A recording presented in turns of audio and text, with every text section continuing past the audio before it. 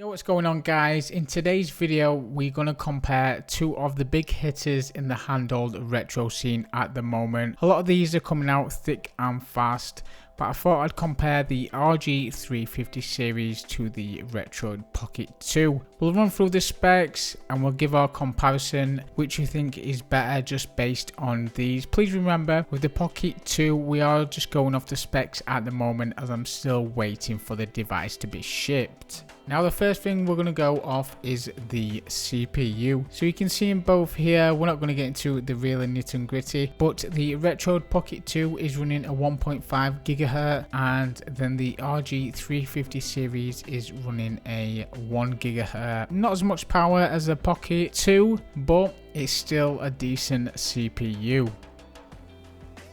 Now we're going to run on to the actual system. So this is where things get a bit interesting. So on the RETROID Pocket 2 we've got Android 6.0. So I know in the future they are looking to upgrade to 8.0, but that will be in the future. And then the RG350 runs off Open Dinguts. That's how you want to pronounce it. Both of these systems are really good. I've got no gripes or queries with any of them. They both stand in their own department. Now we move on to the RAM. So with the RAM, the Pocket 2 has got 1 GB of DDR3. And the RG350 has got DDR2. It's only got 512 megabytes of RAM. So I know I keep mentioning the RG350. This is the one that I'm basing off on the RG350M. So lower in RAM, but it's still a decent device. It can still run games all the way up to PlayStation 1. Ultimately, it can't run N64, Dreamcast, or PSP. Now we move on to the storage. So with the storage, the RETROID Pocket 2 has 8 GB of internal, and it can capacitate up to 128 GB. Now the RG350 actually does beat this. It's got a 16 GB internal storage, and this can go up to 250 GB. That's nice to see that on this device. Now we get to the battery. So on the RETROID Pocket 2, 4000 mAh battery life, and then the battery life for the RG350 is pretty much slashed in half. That's a 2500 mAh battery. Now the connectivity on both, so one does outperform the other. Both of them have got good connectivity. On the RETROID Pocket 2 we've got Wi-Fi and Bluetooth 4.0. On the RG350 system we've got Wi-Fi, but you do have to do a bit of modding to actually get this working. On the original device you do anyway.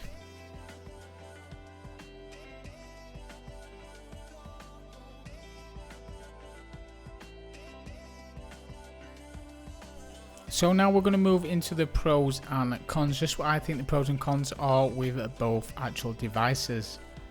So we're going to start with the RG350 series. We're going to go with the pros straight away.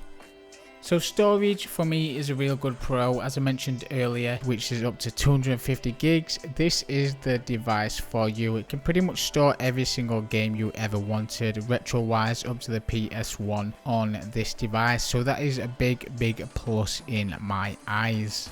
Now the build quality is another pro for me. It's one of the few devices that came out before everything that's getting pushed out now, the RK2020, the RETROID Pocket 2, that actually felt right. It felt like a handheld device. When you put it in your hands, it just fits perfectly. The analog sticks, yes, on the newer design, the RG350M, I do prefer the analog sticks to be there, not where the RG350 is, but as I say, I've got no gripes at all, and it just fits perfectly in your hands. Nice build quality, not too big, not too bulky, and it is basically a pick up and go. Now the next one is the UI. So the next one is the UI. I absolutely love this. It's perfectly laid out, easy to navigate, and you know what you're doing. When you jump into it straight away, you're not going to have any problems to find anything you need on this system. Another big bonus for me is the dual analog sticks. Yes, I know I go on about this in pretty much every single one of my videos. I just feel like retro devices need that second analog stick, even if it's not being used. Just makes the aesthetics look a lot more pleasing, and when you do need to use it, or even if you want to map some of the buttons to it, well, you've got that option there to do this. Now we're going to move on to the cons. So one of the cons is a limited RAM that the device has. It's only got 512 megabytes of RAM. That's where it is limited at times. Also the CPU as well, as I mentioned earlier, it only runs emulators up to PS1. Another gripe is the battery life. So the 2500 milliamp battery, that's not going to give you much game time. I mean, it will last for a few hours, but it is quite a low battery to see something in devices like this. That's just one of my gripes. I wish they would have upgraded the battery in it for the RG350 device. And with the newest models, it seems like it's the last ditch effort. And with the lack of N64 and Dreamcast and PSP support, if you are going to go for one of these RG350 devices, I would highly recommend going for the RG350M. The chassis is perfect, the analog sticks are placed a bit better, and as I say, it's just the one that I'd personally go for. Now it may look like I've given the RG350 a lot of heat, but overall this is a really good handheld for the price point. Plus the device is one of the few that actually supports dual analogs, and there is a great modding community around this as well. So this is a great modding device if you want to get into modding, and the open source software as well is really good to play around with, so I would highly recommend this for the price. Now we're going to move on to the RETROID Pocket 2. Now we're going to start with the pros first. As I say, I haven't got my hands on this, so I'm just going off of the specs that are on the website. Once we get the device, we will do a full review, and then I will be able to update you and give you the true rating of what I actually think about it, what it can and can't do, and also where I think the device needs to go. So the pros for this one straight off the bat is the net play function. Now this is something new and exciting that we've never really seen in any handhelds.